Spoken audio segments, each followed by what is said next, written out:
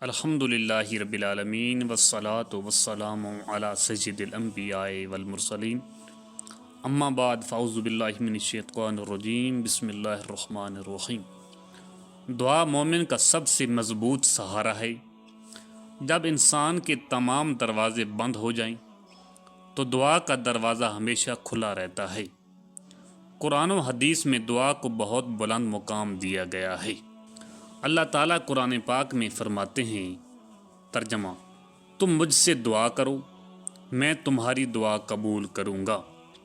اس آیت سے معلوم ہوا کہ دعا مانگنا عبادت ہے اور اللہ نے خود قبولیت کا وعدہ فرمایا ہے۔ نبی کریم صلی اللہ علیہ وآلہ وسلم نے فرمایا، دعا ہی عبادت ہے، اس لیے مسلمان کو ہر حال میں اللہ ہی سے مانگنا چاہیے۔ اب چند مسنون دعائیں سنتے ہیں۔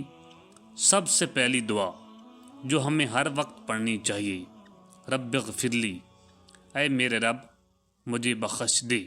یہ دعا انسان کو گناہوں سے پاک کرتی ہے اور اللہ کے قریب کرتی ہے۔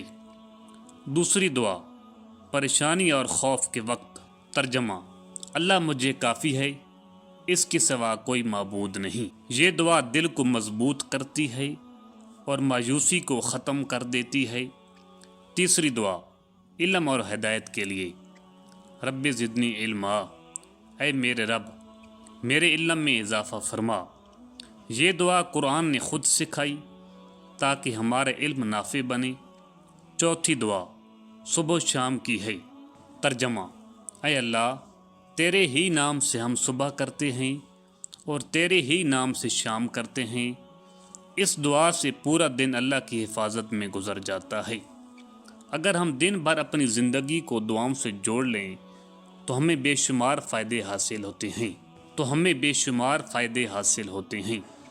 دل کو سکون ملتا ہے، اللہ پر بھروسہ مضبوط ہوتا ہے، پریشانیاں آسان ہو جاتی ہیں اور زندگی میں برکت آ جاتی ہے۔